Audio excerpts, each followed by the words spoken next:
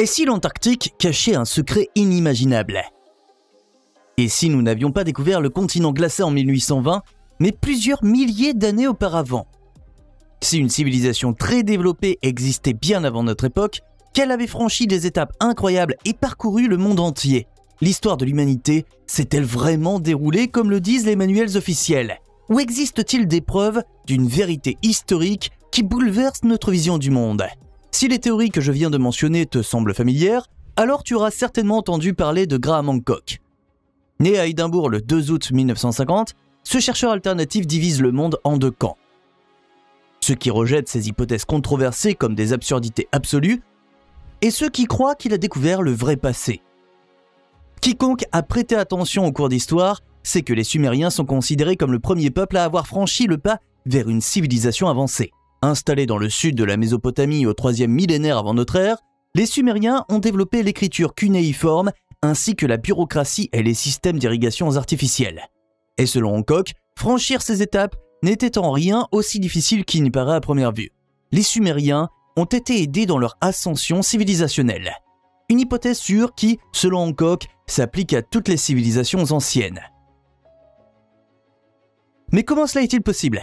Eh bien, la thèse de base du Britannique est que bien avant notre époque, vivait sur Terre une civilisation très développée qui possédait des technologies dont nous ne pouvons même pas rêver aujourd'hui. Cependant, ce peuple mystique a été anéanti par une inondation mondiale dévastatrice à la fin de la dernière période glaciaire. Enfin, presque, car quelques-uns ont réussi à échapper à l'apocalypse et à partir à la découverte du monde. Là, ils ont apporté le don du progrès au peuple plus simple. En retour, les mystérieux visiteurs ont été adorés comme des dieux surnaturels. Pour étayer sa théorie, Hancock se réfère notamment aux mythologies des peuples anciens. Car bien qu'ils aient vécu dans les coins les plus divers de la Terre et ne se soient jamais rencontrés, ils connaissent essentiellement une seule et même histoire, celle d'un déluge destructeur d'où ont émergé des êtres supérieurs. Mais les parallèles frappants entre les anciens édifices monumentaux devraient également témoigner que les racines des géants de pierre remontent à une origine commune. C'est bien beau, mais si la culture mystique des précurseurs était vraiment si avancée qu'elle pouvait voyager dans le monde entier, où est la preuve? Existe-t-il des documents qui font de cette hypothèse plus qu'une simple spéculation? Oui, selon Hancock, il y en a. Et l'humanité les connaît depuis de nombreux siècles. Les preuves sont là. Fidèle à la devise « Comment peut-on représenter quelque chose qui n'est pas connu du tout ?», Hancock fait référence à certaines cartes énigmatiques du XVIe siècle. Rappelle-toi, l'Antarctique n'a été officiellement découvert qu'en 1820 par Edward Bransfield. Mais comment est-il possible que le mathématicien et cartographe français Orens Finet ait immortalisé les masses terrestres du pôle Sud sur sa carte du monde dès 1534? Il a ajouté la note. Les terres australes, nouvellement découvertes, qui n'ont pas encore été entièrement explorées. En définitive, nous avons affaire ici à une représentation détaillée et colorée sur laquelle l'Eurasie, l'Afrique et l'Amérique sont surlignés en blanc. Dans le même temps, le continent antarctique, qui s'étend sur une grande partie du bord inférieur de la carte, brille d'un or riche. Et même si ce n'est pas facile à voir dans le cadre en forme de cœur, Finet a obtenu la forme de l'Antarctique à peu près correctement. Un fait étonnant qui attire également notre attention sur une carte que le Français a dessinée en 1531. Au vu de la remarquable ressemblance de la carte avec le véritable continent antarctique, nous pouvons également comprendre pourquoi Charles Hapgood est tombé dans un état de stupeur lorsqu'il est tombé pour la première fois sur cette représentation vieille de plusieurs siècles. Il s'agit toutefois de l'historien américain qui a attiré l'attention du public sur l'énigmatique de l'Antarctique avec son livre « Carte des anciens rois de la mer » et qui a considérablement inspiré Graham Hancock. Si l'on considère la carte en termes d'échelle et de niveau de détail, il semble presque impossible qu'elle ait été réalisée sans référence spécifique. Et bien que notre perception commune de l'histoire soit qu'il ne peut pas tout simplement s'agir d'une carte authentique, l'exactitude du dessin de Finet plaide fortement contre cela. Où sont les originaux perdus? Mais attends un peu, si la mystérieuse culture des précurseurs a disparu de la scène à la fin de la dernière période glaciaire, soit il y a environ 10 000 ans, comment a-t-elle pu créer une carte montrant l'Antarctique au XVIe siècle? Eh bien, la réponse assez évidente est « elle ne l'a pas fait ». Pour comprendre le contexte de ces représentations, nous devons faire un petit détour vers des climats plus chauds, à savoir l'île bahamienne de North Bimini. Au large de la côte ouest de l'île se trouve une structure calcaire d'environ 800 mètres de long que l'on appelle la route de Bimini. Le point de vue conservateur, et qu'il s'agit d'une formation géologique purement naturelle. Pour Graham Hancock, cependant, Bimini Road incarne le vestige créé artificiellement d'une civilisation avancée oubliée. Et si North Bimini est aujourd'hui une île minuscule, elle était bien plus grande à l'époque glaciaire, car l'ensemble des Bahama Banks était encore hors de l'eau à cette époque. Un fait qui nous ramène directement aux cartes énigmatiques. Hancock commente. La célèbre carte de Piri Reis de 1513 montre les Bahama Banks comme une seule grande île. On peut également y voir la route de Bimini. Mais comment Piri Reis aurait-il pu savoir tout cela? Après tout, la structure est sous l'eau depuis 6000 à 7000 ans. Eh bien, il nous a donné la réponse lui-même. Sa carte est basée sur 20 sources plus anciennes. Mais les originaux ont été perdus depuis. Piri Reis soupçonne que ces originaux proviennent de la bibliothèque d'Alexandrie et qu'ils ont été transportés de là à Constantinople. Je crois que quelqu'un a exploré et cartographié le monde pendant l'ère glaciaire et a laissé les preuves pour la postérité.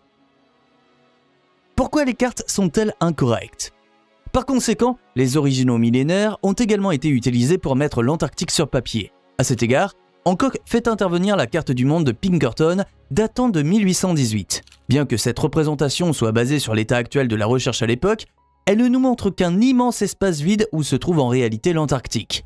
Étant donné que la découverte officielle du continent glacé n'a pas encore eu lieu depuis 2 ans au moment de sa création, cela n'est pas particulièrement surprenant. Une autre carte au corps, dessinée par Martin Valdez-Miller au début du XVIe siècle, nous montre les masses terrestres du pôle Sud. Et comme tu l'as déjà vu, cela s'applique aussi aux œuvres créées par Oronce Finet. Cependant, les critiques qui n'aiment pas beaucoup la théorie d'une culture de précurseurs parcourant le monde soulignent que les prétendues preuves comportent des inexactitudes flagrantes. Par exemple, la recherche de Palmerland, qui fait partie de la péninsule antarctique, a été vaine. D'une part, il est concevable que les anciennes cartes de l'Antarctique étaient des cartes territoriales dans lesquelles certaines régions ont été omises.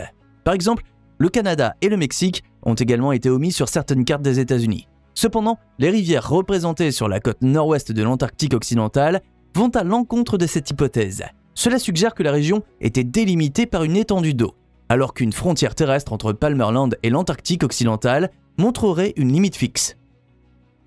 Pour Hancock, cependant, ces incohérences ne signifient pas que les anciennes cartes ne montrent pas du tout l'Antarctique. Elles étaient simplement le résultat de leur époque. Comme les cartographes du XVIe siècle ont essayé de combiner leurs connaissances avec les modèles nettement plus anciens, les résultats étaient parfois très confus. Voilà pourquoi la civilisation avancée a péri. Il y a quelques années, un titre passionnant a fait le tour de la toile. L'analyse d'une carotte de sédiments a révélé qu'il y a 90 millions d'années, l'Antarctique était une forêt tropicale verte et marécageuse.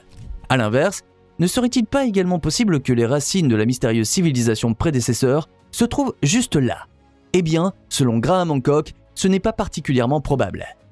Si nous acceptons la théorie conventionnelle de l'évolution, la lignée de notre espèce remonte à environ 6 millions d'années. Mais il y a 6 millions d'années, l'Antarctique était aussi froid et glacial qu'aujourd'hui.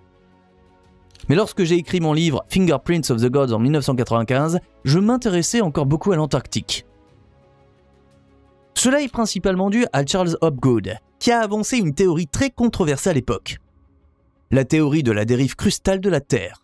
À l'époque, Hopgood supposait en effet que la mystérieuse culture vivait au nord de l'Antarctique. Cependant, le déplacement de la croûte terrestre aurait déclenché une chaîne de graves catastrophes qui auraient détruit le peuple antarctique. Si Hancock a d'abord adopté cette hypothèse, il s'est depuis tourné vers une autre théorie. Celle-ci porte le nom de la théorie de l'impact de la période Younger Dryas et fait référence à une mystérieuse vague de froid survenue il y a 12 000 à 13 000 ans. Bien que la Terre se soit d'abord réchauffée à la fin de la période froide de Weissel, elle est retombée dans ses anciens schémas glacés pendant environ 1000 ans. Hancock pense que cette évolution peut être attribuée à l'impact de gros fragments d'astéroïdes ou de comètes. Lorsque ces projectiles venus de l'espace ont percuté les calottes glaciaires de l'Amérique du Nord et de l'Europe de l'époque, les océans du monde ont connu un afflux important d'eau de fonte, ce qui a déclenché le déluge dévastateur qui a anéanti la civilisation avancée. Le Britannique résume le contexte de ce développement comme suit. Ce fut un moment très étrange dans l'histoire de la Terre. Le climat mondial a connu une vague de froid drastique et mystérieusement, le niveau de la mer s'est élevé en même temps. Je dis mystérieusement parce que lorsque la Terre gèle, on ne s'attend pas à ce que l'eau de fonte pénètre dans les océans. La théorie de l'impact peut expliquer cela. L'énorme chaleur des impacts sur les couches de glace d'Amérique du Nord et d'Europe a suffi à libérer les gigantesques quantités d'eau de fonte et à couper le Gulf Stream. Parallèlement, Hancock attire l'attention sur la mystérieuse extinction de la mégafaune de l'ère glaciaire. Dans les 1000 ans qui ont suivi cet événement, toute la mégafaune s'est éteinte.